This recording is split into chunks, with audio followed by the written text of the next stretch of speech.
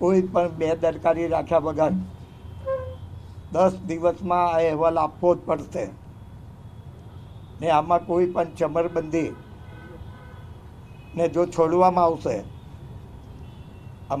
મારી પાસે પૂરેપૂરી માહિતી છે કે જે આ સંસ્થા ચલાવે છે, જેની પાસે આમ અત્યારે સંસ્થા 30 વર્ષે માટે લીધેલી છે, એ બધાની માહિતી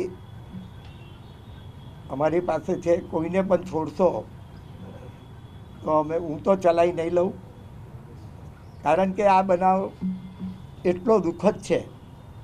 વડોદરા શહેરની જનતા બધા જ આ બાબતે દુઃખી છે.